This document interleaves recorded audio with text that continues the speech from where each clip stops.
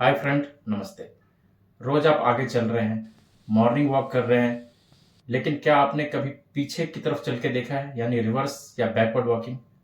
अगर मैं कहूँ कि सिर्फ डायरेक्शन चेंज करके आप नी पेन कम कर सकते हैं, ज़्यादा कैलोरी बर्न कर सकते हैं, बैलेंस और ब्रेन पावर को भी इम्प्रूव कर सकते हैं, तो क्या आप यकीन करेंगे? आज का वीडियो सीनियर सिटीजन्स के लिए काफ़ी इंपॉर्टेंट हो सकता है, क्योंकि आज हम बात करेंगे बैकवर्ड वॉकिंग के बारे में।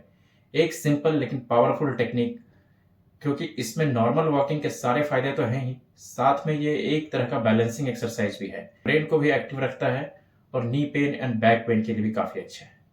जब आप नॉर्मल फॉरवर्ड वॉकिंग कर रहे होते हैं तो बॉडी एक हैबिचुअल पैटर्न को फॉलो करती है, लेकिन जब आप पीछे की तरफ वॉक करते हैं यानी बैकवर्ड वॉक करते हैं तो क्वाड्रिसेप्स ज़्यादा एक्टिवेट होते हैं, हैमस्ट्रिंग और ग्लूटियस मसल्स बेटर इंगेज होते हैं, एंकल्स और काफ्स भी स्ट्रॉन्गर बनती है।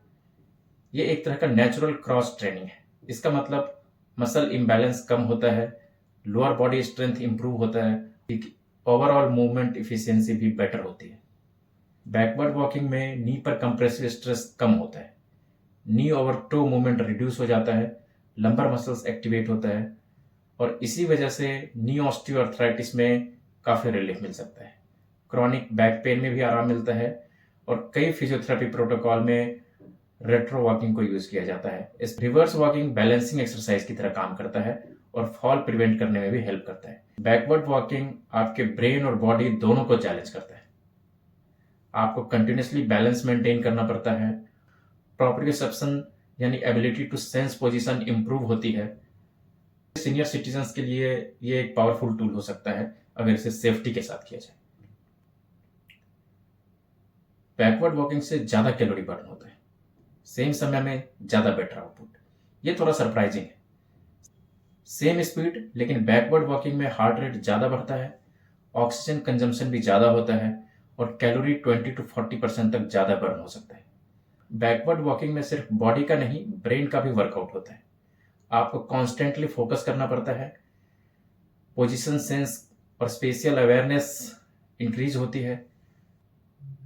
रिसर्च की अगर माने तो इससे रिएक्शन टाइम इंप्रूव होता है, मेमोरी भी इंप्रूव होती है और ये एक मूविंग मेडिटेशन की तरह है, ब्रेन का एक्सरसाइज है। Backward walking hamstring and hip flexor को भी स्ट्रेच करता है, इससे कोर और बैक की मसल्स एक्टिवेट होती है, पोस्चर इंप्रूव होता है, बॉडी अलाइनमेंट बेटर होती है। रिहेबिलिटेशन वगैरह में भी बैकवर्ड वॉकिंग को अच्छा माना गया है, खास करके पार्किंसंस के मरीज, स्ट्रोक के patients, multiple sclerosis and knee injury के पेशेंट्स को बैकवर्ड वॉकिंग से काफ़ी फायदा होता है। कुछ केसेस में तो बैकवर्ड वॉकिंग फॉरवर्ड वॉकिंग से भी ज़्यादा इफेक्टिव होता है जब इसे प्रॉपरली गाइडेड तरीके से किया जाए। अब सबसे इंपॉर्टेंट पॉइंट, सेफ्टी के बारे में। बैकवर्ड वॉकिंग के लिए सेफ्टी बहुत इंपॉर्टेंट है।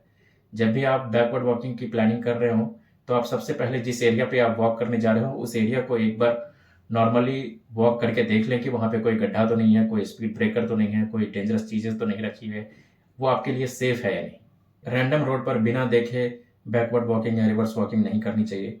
अगर बैलेंस का पहले से कोई इशू है या कोई न्यूरोलॉजिकल प्रॉब्लम है तो इसे अकेले ना करें। स्टार्टिंग में इसे 5 मिनट से शुरू करें और धीरे धीरे बढ़ाते बढ़ाते आप इसे 10 to 15 मिनट तक ले जा सकते हैं। इनिशियली आप इसे ट्रेडमिल पे शुरू कर सकते हैं या फिर कोई फ्लैट या सेफ जगह चूज करें। तो नेक्स्ट टाइम से जब भी आप वॉक पे जाएं थोड़ा सा टाइम डायरेक्शन चेंज करके देखिए, क्योंकि कभी कभी जिंदगी में आगे बढ़ने के लिए पीछे चलना भी जरूरी होता है। अगर आपको मेरा ये वीडियो अच्छा लगा हो तो आप मेरे चैनल को सब्सक्राइब जरूर करें। मैं हूं डॉक्टर संजय, तब तक के लिए थैंक यू।